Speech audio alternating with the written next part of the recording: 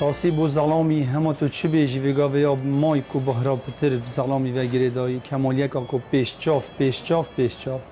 دم جمیرا دستیه گله مثلا دم جمیره گستیر کرد است که شخصیه بزلامی بینک من گلک و جانه بو زلامی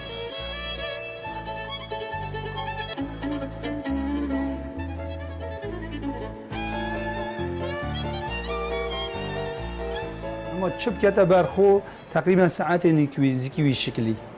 هم کاتش مثلا جگتوی تشینه ساعتش جگتوی زربانه ساعت یا تام زربه قهوه‌ینه یا باید تشتکی همال گل شخصیات گیریده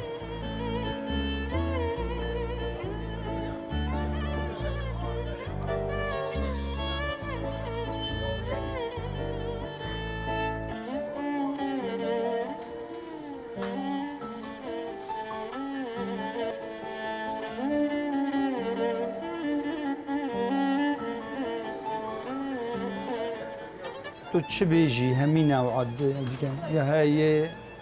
مازن بگوی بهرابتر مدل ساعت مازن بهرابتر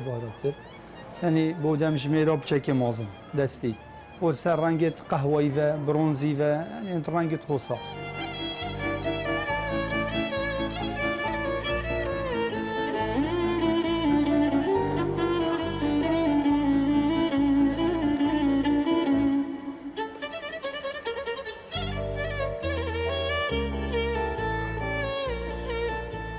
زلمه بعمر يتوات خاصن هندك ماركت معين انه ما نأردي بس جحيلا نهم جلك حاج جوري جلك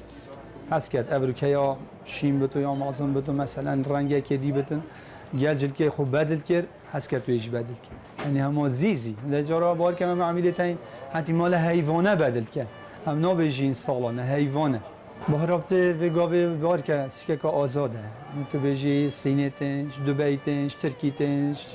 سوئیس را تنش گل عرداته اما وکیلی تو کیری بجی کردستان ماشاءالله اما همین ریکت و بوی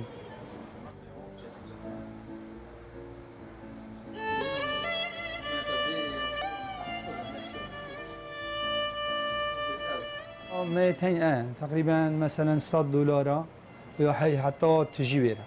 يعني بيجي $1000 $2000 بتر جالك